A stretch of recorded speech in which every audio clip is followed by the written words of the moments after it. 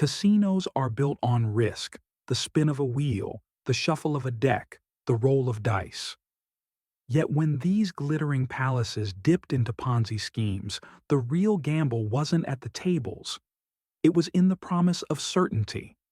Investors weren't lured by flashing slot machines. They were lured by a whisper, steady returns month after month, unaffected by chance. In a world fueled by volatility, this was irresistible. Numbers on monthly statements rose predictably, never too high, never too low, always just right. This is the psychology of control. Humans crave patterns. We cling to the idea that somewhere, someone has cracked the code to stability. The casino played that fantasy perfectly. Its grandeur, the golden chandeliers, the endless flow of money, became living proof of safety. And so, people trusted. But behind the curtain, there was no magic formula. New money simply paid the old, and the only real certainty was collapse. Victims ignored the obvious because the illusion soothed them. They believed the impossible because the alternative, accepting chaos, was too frightening. Because in the end, the most dangerous promise is not riches, but the lie that you will never lose. Picture yourself standing in a casino's VIP lounge, velvet ropes, champagne glasses, and wealthy elites laughing as they count their winnings. These weren't gamblers. They were investors, convinced they were part of an inner circle, chosen to access opportunities others could only dream of. This is the lure of exclusivity. Casinos running Ponzi schemes didn't sell profits, they sold status. To be invited in meant you weren't just wealthy, you were special. The higher the minimum buy-in, the more people craved a seat. And those who got in boasted of their brilliance, spreading the scheme faster than any advertisement could. Psychologists call this social proof. When we see those we admire embracing something, we copy it.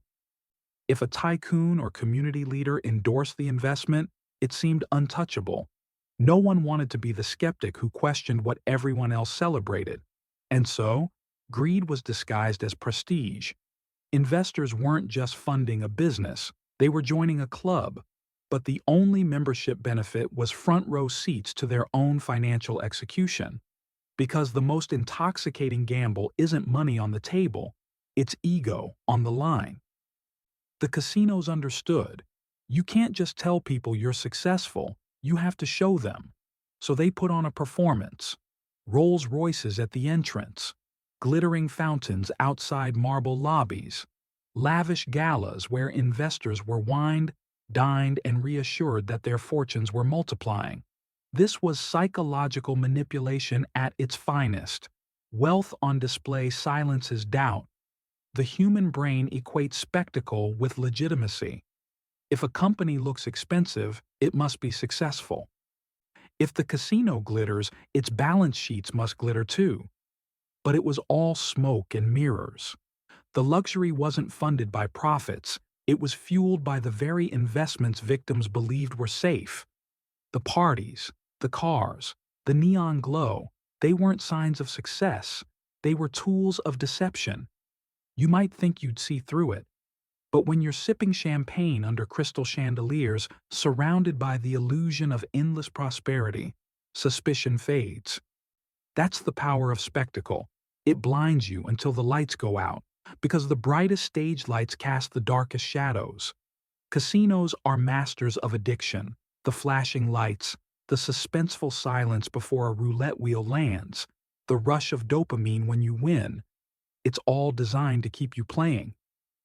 But when a Ponzi scheme hides inside a casino, that same psychology is weaponized in far more devastating ways. Investors weren't just gamblers chasing jackpots. They became addicted to the illusion of winning. Each monthly payout, each printed report showing steady growth, triggered the same brain chemistry as a jackpot on the slot machines. The difference? The jackpot was fake. The numbers existed only to keep people hooked. This is called variable reinforcement. In gambling, It's the unpredictability of wins that keeps players glued to their seats. In Ponzi schemes, it's the predictability of returns that keeps investors blind. One exploits chaos, the other exploits calm, but both keep victims trapped in a loop they can't escape. You might believe you're above such manipulation, but the human brain doesn't care how smart you are. Once dopamine takes over, rational thought slips away. The more you win, or think you win, the harder it becomes to walk away. Because in the end, the trap isn't built with cards or dice. It's built inside your mind. Casinos have always thrived on making players believe they have a system. The perfect betting strategy, the lucky charm, the ability to read the dealer.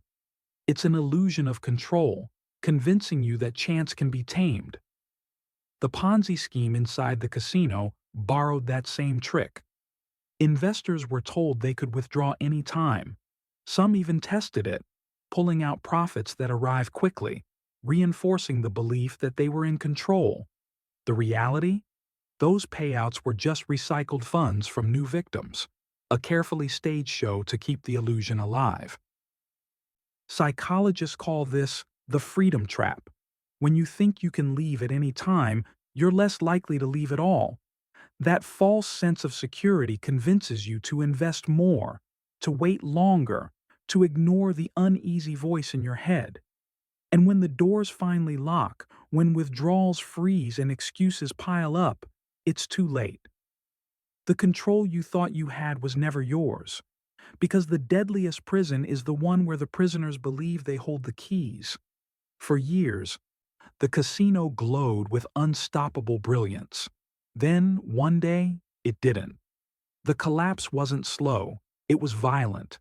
A single investor demanding more money than the scheme could cover, a journalist digging into suspicious records, a regulator noticing the numbers didn't add up. The unraveling came like a floodgate breaking. The same investors who bragged of untouchable profits were now lined up outside shuttered doors, their faces pale with shock. The chandeliers still sparkled, but beneath them, chaos reigned. Lawyers scrambled, phones rang unanswered, bank accounts froze. And for the victims, the worst part wasn't just the loss of money, it was the whiplash. One moment, they were secure, elite, chosen. The next, they were broke, humiliated, exposed. Because Ponzi schemes don't die with a whisper. They die with an explosion, shattering illusions in a single brutal instant. What cuts deepest in any Ponzi collapse isn't just the money, it's the betrayal. In the casino's gilded halls, investors didn't just trust the system, they trusted the people. The manager who greeted them by name, the business partner who vouched for the scheme, the family member who whispered that this was the safest bet they'd ever make.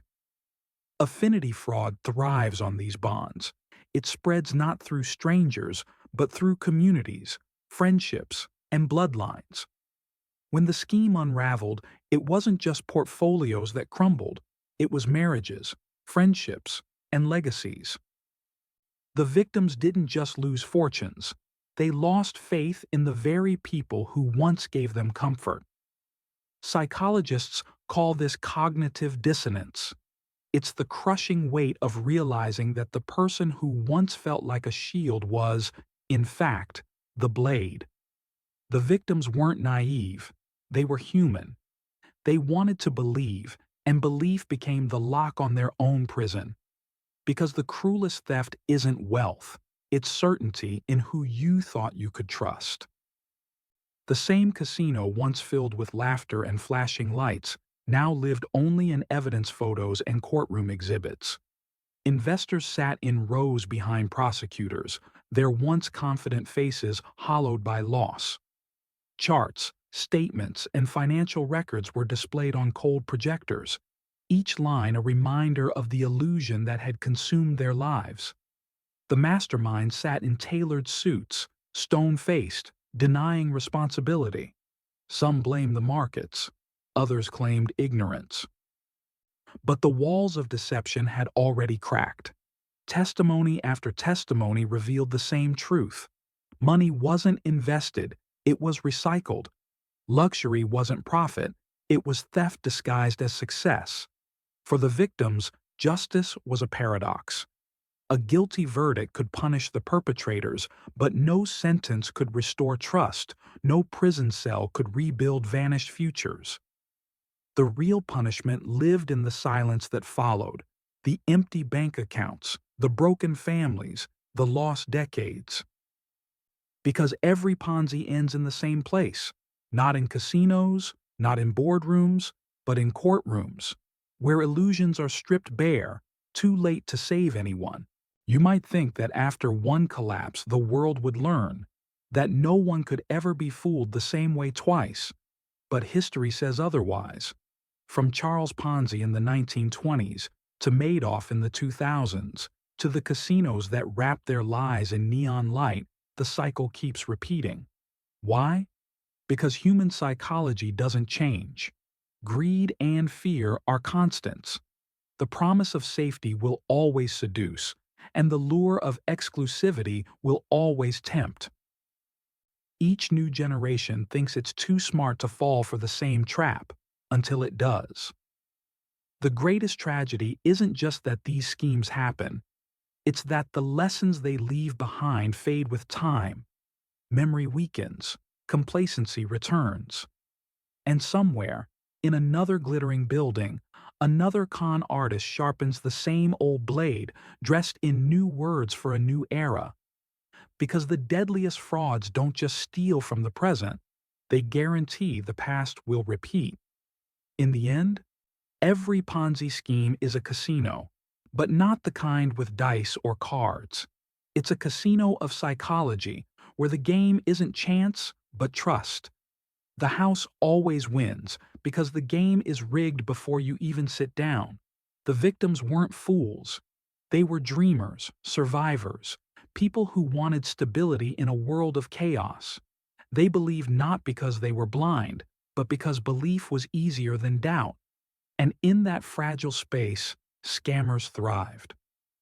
The disturbing truth is this: the greatest gamble isn't played at the tables or in the markets, it's played in the human mind. And as long as people crave certainty, there will always be someone waiting to sell it. Because the darkest bet you can ever place isn't on luck or skill. It's on the illusion that you can't lose. That's all for today. I'll be making similar videos in the future. Subscribe to see them.